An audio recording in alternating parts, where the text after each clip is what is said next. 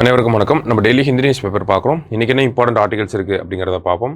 So முதல்ல பார்த்தோம் அப்படின்னா நமக்கு இந்த இடத்துல தமிழ்நாடு இந்த தெர்மல் டிஸ்கம்ஃபர்ட் அப்படிங்கிறதுல நிறைய பாதிக்கப்படும். வெப்ப அலைகள் இந்த மாதிரியான விஷயங்கள்னால வெப்பம் அதிகமாகறனால நமக்கு தமிழ்நாடு அதிகமாக பாதிக்கப்படும் அப்படின்னு சொல்லி ஒரு ரிப்போர்ட் வந்திருக்கு. அதை பற்றி தான் நமக்கு கொடுத்துருக்காங்க. சரிங்களா?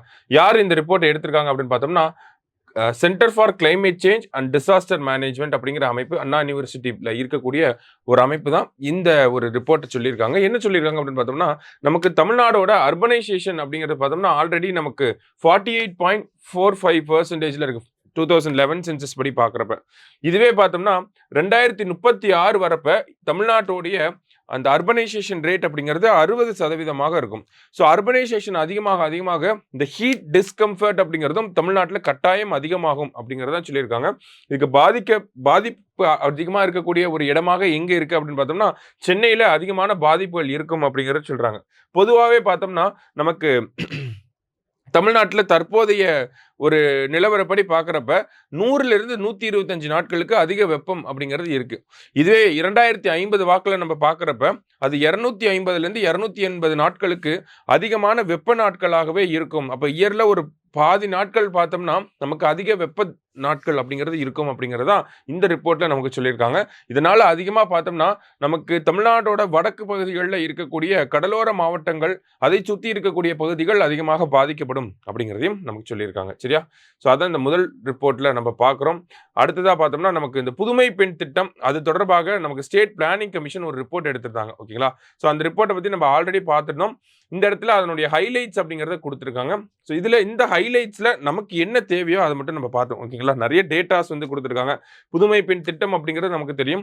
மூவலூர் ராமாமிர்தம் அம்மையார் அவர்கள் பெயரில் தொடங்கப்பட்ட ஒரு திட்டம் தான். 6ஆம் வகுப்பு முதல் 12ஆம் வகுப்பு வரை அரசு மற்றும் அரசு உதவி பெறும் பள்ளிகளில் படித்த மாணவிகளுக்கு உயர்கல்வியில் 1000 ரூபாய் வழங்கக்கூடிய ஒரு திட்டம் தான். இந்த திட்டத்துக்காகவே பெண் கல்வி போர்ட்டல் அப்படிங்கிறது தனியாக உருவாக்கப்பட்டுச்சு. அது மட்டும் இல்லாமல் பார்த்தோம்னா நமக்கு இந்த திட்டத்தில் ஒரு யூஜி படிக்கிறவங்க ஐடிஐ டிப்ளமா எது படித்தாலுமே அவங்களுக்கு வந்து மாதம் 1000 ரூபாய் அப்படிங்கிறது வழங்கப்பட்டுட்டே வருது. அதே மாதிரி ஒரு குடும்பத்தை சேர்ந்த ஒரு பெண் குழந்தைக்கு தான் இந்த திட்டமா அப்படின்னு கேட்டால் கிடையாது. ஒரு குடும்பத்தில் எத்தனை பெண் குழந்தைகள் இருந்தாலுமே எல்லாருக்குமே இந்த திட்டம் அப்படிங்கிறது உதவிகரமாக தான் இருக்கும் அப்படிங்கிறது அரசாங்கம் சொல்லியிருந்தாங்க. 2022ஆம் ஆண்டு நமக்கு கொண்டு வரப்பட்ட இந்த ஒரு திட்டம் பார்த்தோம்னா அதிகமான தாக்கங்களை ஏற்படுத்தியிருக்கு அப்படின்னு சொல்லி மாநில திட்டக்குழு சொல்லியிருந்தாங்க. ஸ்டேட் பிளானிங் கமிஷன் அதை எடுத்து அந்த திட்டத்தை எடுத்து ஸ்டடியும் பண்ணியிருந்தாங்க. சரிங்களா? ஸோ ஒரு அசஸ்மெண்ட் அப்படிங்கிறத கண்டக்ட் பண்ணியிருக்காங்க.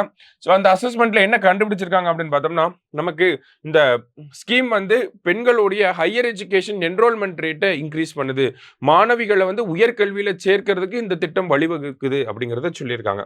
அதே மாதிரி அந்த ஃபினான்ஷியல் பர்டன் அப்படிங்கிறது குடும்பங்களுக்கு கம்மியாகுது. மாசம் 1000 ரூபாய் வர்றப்ப அந்த பெண்களுக்கே அவங்களுடைய செலவுகளை பார்த்துக்கிறாங்க அப்படிங்கிறத சொல்றாங்க.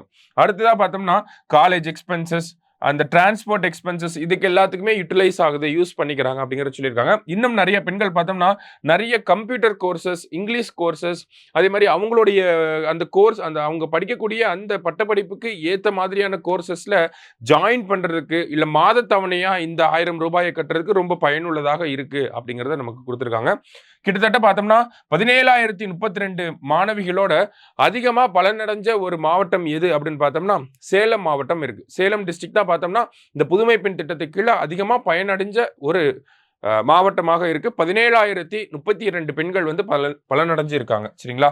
அதே மாதிரி பார்த்தோம்னா நமக்கு கம்யூனிட்டி வைஸ் கொடுத்துருக்காங்க. பிசியில் எவ்வளோ, எஸ்சி எவ்வளோ, எஸ்டி எவ்வளோ அந்த மாதிரி கொடுத்துருக்காங்க. அடுத்ததாக பார்த்தோம்னா ஹையஸ்ட் காலேஜ் என்ரோல்மெண்ட் அப்படிங்கிறது. ஓகேங்களா? இந்த புதுமை பெண் திட்டத்துக்கு கீழே காலேஜ் என்ரோல்மெண்ட் எங்கே அதிகமாயிருக்கு அப்படின்னு பார்த்தோம்னா அதுவுமே சேலம் மாவட்டம் தான். கிட்டத்தட்ட 8.9% வந்து நமக்கு உயர்ந்திருக்கிறதாக சொல்லியிருக்காங்க. சரியா? ஸோ டோட்டலாக இருக்கக்கூடிய பெனிஃபிஷியரிஸ்ல யார் ஹையர் எஜுகேஷன் இன்ஸ்டிடியூஷன்ஸ்ல என்ஐஆர்எஃப் ரேங்கிங்ல இருக்கக்கூடிய இன்ஸ்டிடியூஷன்ஸ்ல படிக்கிறாங்க அந்த மாதிரி டேட்டாஸ்லாம் கொடுத்துருக்காங்க. ஸோ அவ்வளோ டேட்டா போக தேவையில்ல. பேசிக்காக பார்த்தோம்னா சேலம் மாவட்டம் அதிகமாக பலன் அடைஞ்சிருக்காங்க. ஹையஸ்ட் காலேஜ் என்ரோல்மெண்ட் எங்கே இருக்குன்னா அதுவுமே சேலம் மாவட்டம் தான். 8.9% இருக்கு. ப்ரிலிம்ஸ் பாயிண்ட் ஆஃப் வியூ அதை கேள்வியாக கேட்பாங்க. மெயின்ஸ் பாயிண்ட் ஆஃப் வியூ இந்த டேட்டாஸை நீங்கள் எப்படி வேணாலும் பயன்படுத்திக்கலாம். சரிங்களா? இந்த ஒரு அண்டர்ஸ்டாண்டிங் அப்படிங்கிறத ஸோ டிஸ்கிரிப்டிவ் மெயின்ஸில் நீங்கள் அதை அப்படி பயன்படுத்திக்கலாம். அப்ஜெக்டிவ் மெயின்ஸில் சேலம் அப்படிங்கிறதா இந்த இடத்துல கொஸ்டின் ஏரியாவாக இருக்க போகுது. சரிங்களா? ஸோ ஆனால் இந்த ஒரு விஷயத்த நல்லா பார்த்து வச்சுக்கோங்க. கண்டிப்பாக இதுலேருந்து கேள்விகள் வர்றதுக்கு வாய்ப்புகள் இருக்கு. சரியா? அப்படியே ஸ்க்ரீன்ஷாட் எடுத்து வச்சுக்கோங்க. ரைட். அடுத்ததாக பார்த்தோம்னா நமக்கு சமீபத்தில் நம்மளுடைய ராஜ்யசபா சேர்பர்சன் அவர் மேலே வந்து ஒரு குற்றச்சாட்டு வைக்கப்பட்டுச்சு. என்ன அப்படின்னு பார்த்தோம்னா, ஆளுங்கட்சிக்கு சாதகமாகவே நடந்துக்கிறாரு அப்படின்னு சொல்லி. அதனால என்ன பண்ணியிருந்தாங்கன்னா, எதிர்க்கட்சிகள் எல்லாரும் சேர்ந்து ஆர்டிகல் 67B பயன்படுத்தி அவர் மேலே வந்து ஒரு நம்பிக்கையில்லா தீர்மானம் அப்படிங்கிறத கொண்டு வந்திருந்தாங்க. நம்ம பார்த்துருந்தோம். லோக்சபா ஸ்பீக்கர் மேல நம்பிக்கையில்லா தீர்மானம் அப்படிங்கிறது கொண்டு வரப்பட்டிருக்கு. மொத்தம் 3 தருணங்கள்ல 1954, 66 மற்றும் 87 இந்த 3 தருணங்கள்ல நமக்கு லோக்சபா ஸ்பீக்கர் மேல இந்த ஒரு நம்பிக்கையில்லா தீர்மானம் அப்படிங்கிறது கொண்டு வரப்பட்டிருக்கு. ஆனா ராஜ்யசபா ஸ்பீக்கர் மேல கொண்டு வரப்பட்டது, ராஜ்யசபாவோட சேர்பர்சன் மேல கொண்டு வரப்பட்டது, இதுதான் நமக்கு முதல் முறையாக இருக்கு. ஓகேங்களா?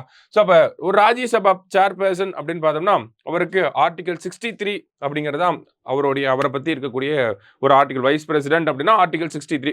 ஆர்டிகல் 64 தான் அவருக்கு என்ன சொல்லுது, இவர் தான் ராஜ்யசபாவோட சேர்பர்சனா இருக்கணும் அப்படிங்கிறது சொல்லுது. ஓகேங்களா? ஸோ ஆர்டிகல் 67B படி நமக்கு இந்த ஒரு விஷயத்தை கொண்டு வந்திருந்தாங்க. ஒரு ரெசல்யூஷன் அப்படிங்கிற நோ கான்ஃபரன்ஸ் ரெசல்யூஷன்ஸ் அப்படிங்கிறத கொண்டு வந்திருந்தாங்க. ஸோ இந்த ரெசல்யூஷனுக்கு பார்த்தோம்னா நம்ம 14 நாட்கள் வந்து அந்த டைம் அப்படிங்கிறது கொடுக்கணும். 14 டே ப்ரியர் நோட்டீஸ் அப்படிங்கிறத கொடுப்பாங்க. நோட்டீஸ் கொடுத்ததுக்கு அப்புறமா அந்த ரெசல்யூஷனை அடாப்ட் பண்ணி 2 ஹவுஸ்லையுமே வந்து நமக்கு மெஜாரிட்டியில் பாஸ் ஆனால் மட்டும்தான். இந்த இடத்துல சிம்பிள் மெஜாரிட்டின்னு கொடுத்துருக்காங்க. ஆனால் நமக்கு லட்சுமிகாந்தில் பார்த்தோன்னா அது மெஜாரிட்டின்ற டேர்ம் மட்டும்தான் யூஸ் பண்ணியிருப்பாங்க. சிம்பிளாக ஸ்பெஷலாக அப்படிங்கிறத கொடுத்துருக்க மாட்டாங்க. ஆனால் ஹிந்து நியூஸ் பேப்பரில் சிம்பிள் மெஜாரிட்டியில் 2 ஹவுஸ்லேயும் பாஸ் ஆச்சு அப்படின்னா நமக்கு நம்மளுடைய வைஸ் பிரசிடென்ட்டை வந்து இம்பீச் பண்ண ரிமூவ் பண்ண முடியும் அப்படிங்கிறது நமக்கு இந்த இடத்துல கொடுத்துருக்காங்க. சரியா? ஸோ அது மட்டும் இல்லாமல் அவருடைய நோ கான்ஃபிடன்ஸ் மோஷன் வந்து அவையில் வந்து டிஸ்கஸ் பண்ணுறப்ப அவருனால வந்து அந்த அவையை வந்து வழி நடத்தி செல்ல முடியாது. இது நமக்கு தெரிஞ்ச விஷயம் தான். ஒரு ஸ்பீக்கர் மேலேயோ இல்லை ஒரு லோக்சபா ராஜ்யசபா சேர்பர்சன் மேலேயோ அவரை ரிமூவ் பண்ணக்கூடிய அந்த மோஷனே வந்து அந்த ஒரு ரெசல்யூஷனே வந்து டிஸ்கஸ் பண்ணுறப்ப அவருனால வழி நடத்த முடியாது அந்த அவையை. கரெக்டாக அதனுடைய ஆர்டிகல் என்ன அப்படின்னு பார்த்தோன்னா ஆர்டிகல் 92. சரிங்களா? ஸோ இந்த மாதிரி பொதுவாக நமக்கு தெரிஞ்ச விஷயத்தை தான் இந்த இடத்துல கொடுத்துருந்தாங்க. பட் ஸ்டில் ஒரு தடவை பார்த்து வச்சுக்கோங்க. சரியா? மெயின்ஸ் பாயிண்ட் ஆஃப் வியூலுமே கொஞ்சம் நல்லா பார்த்து வச்சுக்கோங்க. ஸோ இன்னைக்கு நியூஸ் பேப்பரில் இருந்த முக்கியமான ஆர்டிகல்ஸ் இதெல்லாம் தான். நாளைக்கு நியூஸ் பேப்பரில் மீட் பண்ணலாம். தேங்க்யூ. சுரேஷ் IAS அகாடமி வெற்றியின் முகவரி.